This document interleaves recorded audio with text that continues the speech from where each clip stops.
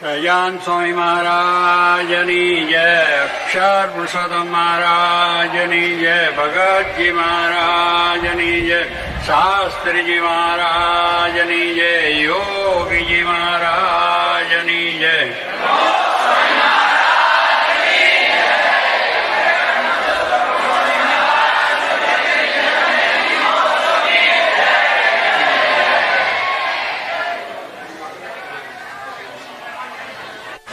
આજે કટલાદાના આંગણે મંદિરમાં ખૂબ જ મોટી સંખ્યામાં હાજરી આપી છે. આ સ્થાનનો મહિમા શાસ્ત્રીજી મહારાજે ખૂબ કહેલો છે. જ્યારે અહીંયા આગળ મંદિર કરવામાં આવતું ત્યારે બધાને હતું કે કટલાદરા બહુ દૂર પડે છે વડોદરાથી, અહીં કોણ માણસો આવશે, કોણ દર્શન કરવા આવશે. એના કરતાં વડોદરા શહેરમાં કરીએ તો ઘણા માણસોને લાભ મળે એવું બધા હરિભક્તો સંતો નાના મોટા બધું વાત કરતા. પણ તે વખતે શાસ્ત્રીજી મહારાજ બહુ મક્કમતાથી, બહુ દ્રઢતાથી વાત કરતા કે અહીંયા આગળ લાખો માણસો દર્શને આવશે, મહાન ઉત્સવો પણ થશે અને બધા લાભ લેશે. અને આ વડોદરું છે અહીંયા આવશે. તે ઘડીએ અહીં કોઈ વડોદરા આવવાની અહીં વડોદરું આવે એવી કોઈ ચિહ્નો પણ નહીં. અહીંથી વિશ્વામિત્રી જેવું હોય તો પણ લૂંટાઈ જવાય, વડોદરા જેવું હોય તો પણ મુશ્કેલી, કોઈ વાહન નહીં, વ્યવહાર નહીં, કશું જ નહોતું. હવે એ પરિસ્થિતિની અંદર જે વાત કરવી એ ભગવાનનું સાક્ષાત સ્વરૂપ, ભગવાનનું કામ કરવા માટે આવેલા એવા શાસ્ત્રીજી મહારાજ આપણને બહુ દ્રઢતાપૂર્વક વાત કરતા. માણસનો પણ અહીંયા અભાવ બહુ, મજૂરો લેબર જેને કહીએ છીએ ન મળે. કારણ શહેર નજીક એટલે લોકો ત્યાં કામ કરવા જાય પણ મંદિરમાં કામ કરવા ના આવે. એટલે શાસ્ત્રી મહારાજે બધા સંતો અને હરિભક્તો જે સેવાભાવી હતા, બદલપુરના, આણંદના, બે ગાણા ગામના, અહીંયાથી હરિભક્તોને બોલાવી અને મજૂરનું કામ એ હરિભક્તો સંતો કરતા. પાયા પૂરવાથી તે ઠેઠ ભગવાન બેઠા ત્યાં સુધી આ રીતે કરેલું. કારણ કે મજૂર અહીંયા કોઈ હોય નહીં એટલે એને મજૂરો આવે. સ્વામીને કામ તો બહુ પરફેક્ટ જોઈએ, ટાઈમસર જોઈએ. 7 વાગે ઘંટડી વાગે એટલે માણસો કડિયા હાજર થઈ જવા જોઈએ કામ પર. અહીંયા માણસો મજૂર જે હતા, ભીલ લોકો રહે છે સામે બીજા, એટલે એ લોકો આવે ત્યારે અહીંયા નવની ગાડી આમ જાય ત્યારે આવે. બીડીઓ પીએ, બૈરા પીએ, પુરુષો પીએ. એટલે એ બીડીઓ પીવે અડધો કલાક એમ કરે, એટલે 9:30 એમ કરે. કામે ચડે અને થોડીક વાર કામ કરે ને વળી પાછા બીડી પીવા બે. ફરી 11 ને આ મજૂરની ગાડી જાય ત્યારથી આગા પાછા થાય ક્યારે છૂટી જાય. એટલે સ્વામી કે આ રીતે કામમાં બરકત આવે નહીં, કામ કશું કરે નહીં, મને આપણે જુએ જ નહીં, એ બધાને કાઢો. પછી આ સંતો હરિભક્તોને બોલાવીને ગામો ગામથી આ મંદિરનું કામ થયેલું છે. અને એક જાત મહેનત જિંદાબાદ જેમ કહેવાય એમ જાત મહેનતનું આ કામ. હરિભક્તો, સંતો અને શાસ્ત્રી મહારાજ, પ્રતાપ શાસ્ત્રી મહારાજે પણ અહીંયા આગળ પોતે જાતે પાયાકૃતમાં તગારા પૂર્યા છે, બધું કર્યું છે. પાયા પૂર્યા યોગી મહારાજે પણ પોતે તગારા અહીંયા લીધેલા છે. ઈંટો લાવવાનું, બીજું ત્રીજું, અને કુબાથી ખાંડવાનું. એટલે આવી રીતનું આ મંદિર એ થયું છે. તે દિવસે આવી કોઈ શક્યતા દેખાતી નથી કે લાખો માણસો આવશે, હજારો વાહન વ્યવહારનું એ થશે. અને ઠેઠ વડોદરા સેન્ટર એવું છે કે બધી બાજુથી વાહન વ્યવહાર મળે. મુંબઈથી પણ ગાડીઓ આવે, દિલ્હીથી પણ ગાડીઓ આવે, સૌરાષ્ટ્રમાંથી, અમદાવાદથી બધી ગાડીઓ આવે. ચારે બાજુથી આજે રોડ રસ્તા પણ ઠેઠ દિલ્હીથી, અમદાવાદથી, મુંબઈથી બધે ત્યારે આવે. એવું એક સેન્ટર બની ગયું. અને આપણે એ જોયું નજરો નજર. એ ઘડીએ મનાય એવી વાત નહોતી, પણ આજે દેખાય છે કે એટલું સરસ રીતે થયું. અને અહીંયા મોટા મોટા ઉત્સવો પણ થયા છે. શાસ્ત્રી મહારાજનો સુવર્ણ જયંતિ મહોત્સવ પણ અહીંયા જ ઉજવાયો હતો. એ પહેલાંનો પણ એમનો રજત જયંતિ મહોત્સવ જોયો. એટલે આવું સ્થાન રળિયામનું પ્રાસાદિક અને આપણને આ પ્રદેશના હરિભક્તોના સુખને માટે શાસ્ત્રી મહારાજે આ મંદિર કરેલું છે. તો આપણને આજે જોવા મળે છે કે મોટા પુરુષના વચન મિથ્યા થતા નથી. ટાઈમ લાગે, સમય લાગે, પણ એ કાર્ય થાય છે. અને એવું આજે સરસ મંદિર થયું છે કે દરેકને આવતા શાંતિ થાય. ભગવાન ઠાકોરજી પણ બિરાજમાન થયા છે. અને અહીંયા સંતો પણ એવા ભગવાન ઈચ્છાથી છે. પૂજારીનો પણ ભક્તિભાવ જોઈએ તો પૂજારી બહુ જ પ્રેમી છે. રોજ ભગવાનને વાઘા બીજું પહેરાવું કરવું એ કે હરિભક્તો પણ બહુ જ પ્રેમી છે અહીંયા વડોદરા શહેરના આજુબાજુના ગામના. એટલે હંમેશા માટે અહીંયા આગળ દર્શન, સમાગમ, કથા, વાર્તા, કીર્તનનો આપણે લાભ મળે છે. રવિવારે પણ જોગી મહારાજની આજ્ઞા છે પ્રમાણે સભા પણ થાય છે. સભામાં પણ બધા ખૂબ સારી રીતે લાભ લે છે. તો કહેવાનું શું છે કે આપણે બહુ જ મોટા ભાગ્યશાળી છે. જોગી મહારાજ કહેતા કે ભાગ્યશાળી બીજાને માનો એ જ મોટી ભૂલ છે. કેટલાક આપણે મળે કે આ પેલાના ભાગ્યશાળી, એને બહુ લાભ થયો, ફલાણા ભાઈને બહુ લાભ થયો, ફલાણા લોકોને બહુ લાભ થયો, એવું આપણે માનીએ છીએ. આપણી ભૂલ છે કે આપણા જેવા કોઈ ભાગ્યશાળી નથી. કારણ કે આપણને શ્રીજી મહારાજનો સાક્ષાત સંબંધ, શ્રીજી મહારાજના સાક્ષાત ધારક એવા શાસ્ત્રી મહારાજ, જોગી મહારાજ આપણા ગુરુ મળ્યા. એટલે એનાથી વધારે શું આપણે ભાગ્યશાળી? કારણ કે આ દુનિયાની સંપત્તિ મળે, વૈભવ મળે, બંગલા, મોટર મળે એ ભાગ્યશાળી વાત નથી. એ બધું તો આ દુનિયાની વસ્તુ છે, મળે છે, નાશવંત ચાલી જાય છે, આવે છે ને જાય છે. પણ જે શાશ્વત સુખ આપનાર એવા જે ભગવાનના સંત, ધારક સંત, એ યોગીજી મહારાજ, શાસ્ત્રી મહારાજ જે આપણે મળ્યા છે, એટલે આપણે ભાગ્યશાળી છે. અને એને જ ભાગ્યશાળી કહ્યા છે. એમનો ભેટો થયો, એમના દર્શન થયા, એમના સમાગમ થયા, એમની પ્રસાદી જમ્યા અને માને એમની સાથે અનેક પ્રકારનો સુખ લીધા છે. એ ભાગ્યશાળી હોય એને જ પ્રાપ્ત થાય. એવો આનંદ કોકને જ મળે છે. એ મળ્યો છે આપણને, એટલે આપણે એ રીતે આનંદ સુખમાં રહેવું અને એ દુઃખનો લાભ લેવાનો છે.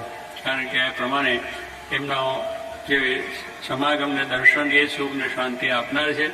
અને એ રીતે આપણા જીવનની અંદર સુખ ને શાંતિ, એટલે આપણને એક સર્વોપરી મહારાજનો આશરો કરાયો.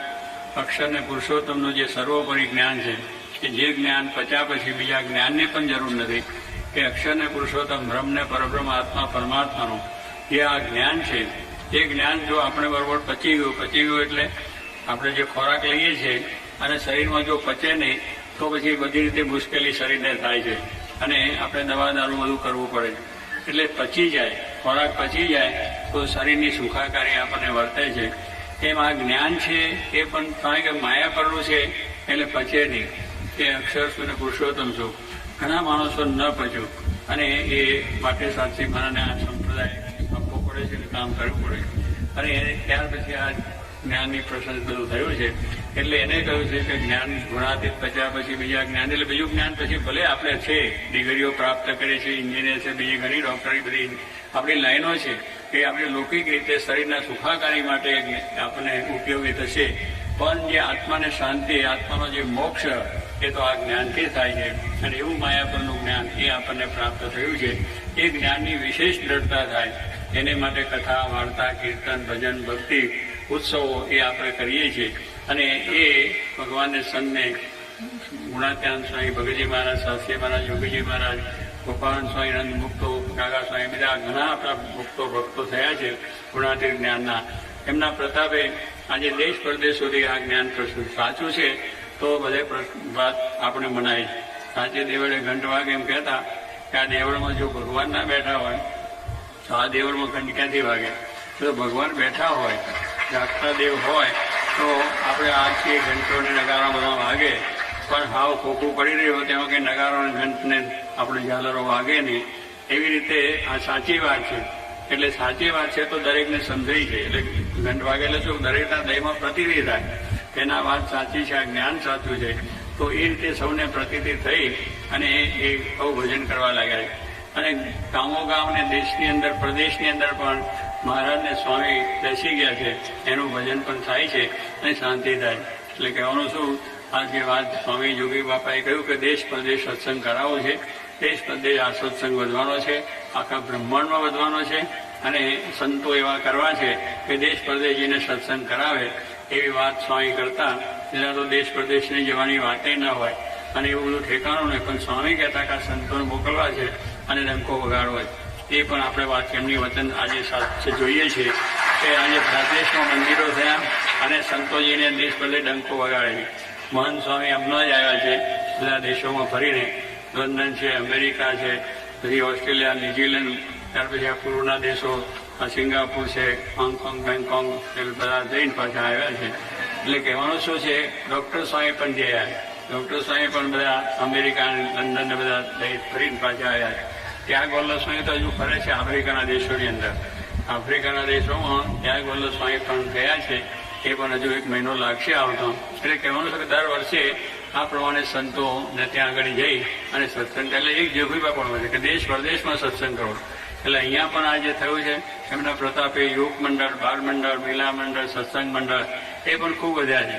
એ પણ કહેતા કે આ સત્સંગ વચ્ચે મંડળો દ્વારા એ પણ આજે આપણે જોઈએ છીએ કે બાળ મંડળની પણ એટલી પ્રવૃત્તિ છે, યુવક મંડળની પણ છે, દરેક મંડળની પ્રવૃત્તિ છે.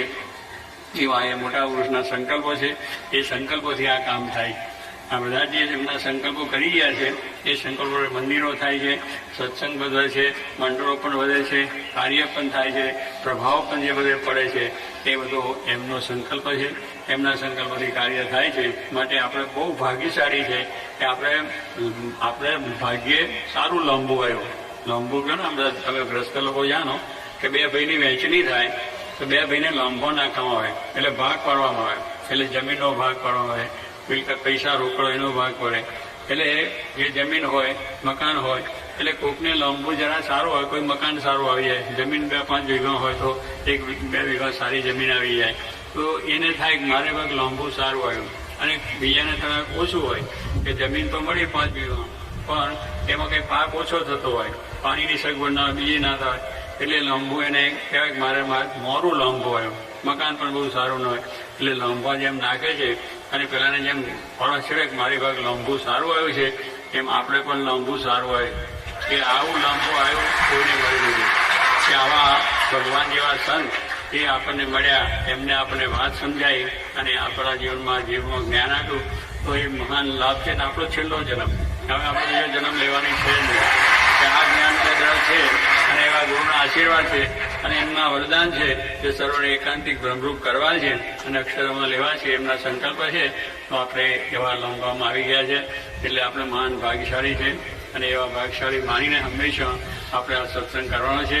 નિષ્કુળાનંદ સ્વામી જેમ કહ્યું કે ભાગ્ય જાગ્યા આજ જાનવા, કોટી તયા કલ્યાણ, કોટી તયા કલ્યાણ, ઉદારો નવરયો એહનો, પામ્યા પ્રભુ પ્રગટ પ્રમાણ, પામ્યા પ્રભુ પ્રગટ પ્રમાણ, ભાગ્ય જાગ્યા રે આજ જાનવા. નિષ્કુળાનંદ સ્વામી વાત લખી. નિષ્કુળાનંદ સ્વામી પણ રોજ મારાના વખતમાં કેટલી બધી ઉપાધિ સંતોને, ગામો ગામ માર પડે, બીજું પડે, કોઈ પૂછે નહીં, તિરસ્કાર, આવી બધી ભાવના તે વખતે આ નિષ્કુળાનંદ સ્વામી લક્ષ્મીવાળી બેસીને આ કીર્તન કરેલા છે કે આપણા જેવો કોઈ ભાગ નથી. ભાગી જાય કે આજે જાણો કોણ કે ભગવાન પુરુષોત્તમ અક્ષરધામના અધિપતિ, જે આપણો કોઈ દાડો ભેટો થાય નહીં, જેની આપણે પ્રાપ્તિ ના થાય, જેનું ઓળખણ ના થાય, જેનું જ્ઞાન ના થાય, એવા પુરુષોત્તમ નારાયણ ભગવાન સર્વોપરી દયા કરીને આ પૃથ્વી ઉપર આવ્યા અને આપણે એમના દર્શન કરીએ છીએ, એમના આ પ્રમાણે લાભ લઈએ છીએ, એમના પ્રવચન સંભળાય છે. એ બધી વાત એમને કરી આપણો ભાગ છે કે જે વસ્તુ મળે નહીં કોટી ગલે એ આપણને મળી અને એવી એમની દયા થઈ છે. માટે આપણે મોટા ભાગ છે. એ શું કોટી કલ્યાણ થયા, એ કલ્યાણની ક્યાં વાત રહી? હજારોને કોટી કલ્યાણ આપણે માટે થઈ ગયા છે. છેલ્લો જન્મ થયો એટલે કોટી કલ્યાણ અક્ષરધામમાં. તો એમ કે આ પ્રમાણે વાત કરી છે કે ભાગી જાગ્યા જાણવા, કોટી થયા કલ્યાણ, ઉધારો ના રહ્યો એનો. હવે કોઈ ઉધારો નથી. કેવા આપણું શું થશે, કેમ થશે, મરીને ક્યાં જઈશું, ભૂત થઈશું, પ્રેત થઈશું, આ થઈશું, એ માનવાની જરૂર જ નથી. ભગવાન સંતનો નિશ્ચય, આ નિશ્ચય ભાગો થઈ ગયો, આજ્ઞા અને ઉપાસના આપણે દળ થઈ ગઈ એટલે આપણે છેલ્લો જન્મ ભૂતભૂત તો આપણે થવાનું પણ નથી. પણ સ્વામી કહે છે બધા લોકોથી પર જેવું અક્ષરધામ છે, પ્રકૃતિ પુરુષથી પર એ ધામની પ્રાપ્તિ છે. એટલે કોઈ વાતની આપણે કમી રહી નથી.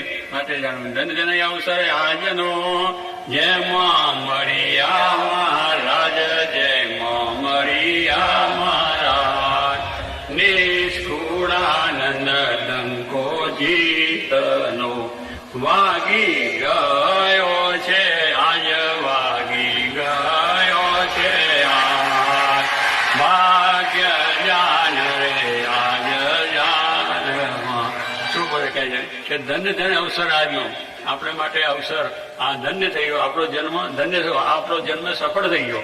આ ધન્ય દિવસ શું કે આપણો જન્મ મહારાજનું પ્રગટપણું અને એવા સાચા ગુરુ આપણને મળ્યા, એ સંબંધ કરી આપ્યો એટલે આપણે માટે ધન્ય અવસર થઈ ગયો. બીજા આનંદ જન્મ જરા એ ધન્ય નથી, પૈસા સમૃદ્ધિ મળી એ ધન્ય નથી. ધન્ય તો ભગવાન આપણને મળ્યા શાંતિ મહારાજ જોગી મહારાજ મળ્યા એટલે ધન્ય અવસર આજનો, જેમાં મળ્યા મહારાજ સાક્ષાત પુરુષોત્તમ નારાયણ, જે અક્ષરધામના અધિપતિ, એમના ધારક સંત શાસ્ત્રી મહારાજ યોગી મળ્યા, એ આપણો ધન્ય છે. એટલે ધન્ય અવસરે આજનો જેમાં મળ્યા મહારાજ. નિષ્કુળાનંદ કહે, નિષ્કુળાનંદ ડંકો જીતનો, કેવો જીતનો ડંકો વાગી ગયો. આપણે જીતી ગયા. શું જીતી ગયા? જેમ સૈન્ય છે પોતે પેલા લડતા હોય ને જીતે એટલે જીત થઈ જાય, એમ આપણે પણ માયા સાથેની જીત થઈ ગઈ. કારણ કે માયાની જીતવી કઈ બહુ સહેલ વાત નથી, કઠિન વાત છે. તો આ બધા જે માયાના ભાવોથી પર કરીને એટલે જીતી દીધા, એટલે આપણી જીત થઈ છે અને ડંકો વાગી ગયો છે. અને એ રીતે મહારાજ સ્વામીના ધામમાં આપણે પહોંચવાના છે. તો બહુ સરસ છે કે આ બધાનો ખૂબ ભાવ પ્રેમ છે, ઉત્સાહ છે. એવો ને એવો ઉત્સાહ રહે, એવી ભક્તિ થાય. આપણને જે વાત મળી છે આપણે અનંત હજુ માણસોને પહોંચાડવાની છે. એના માટે આપણે ખબરદાર રહેવું, ખૂબ સ્વસ્થ રહેવું. મહારાજ આપણને સર્વપ્રને સુખ્યા કરે અને આપણે આ રીતની જે મહારાજની સેવા આપણને મળી છે એ સેવા આપણે સારી રીતે કરી શકીએ, એમનો રાજીપો આપણા ઉપર થાય, એ જ પ્રાર્થના.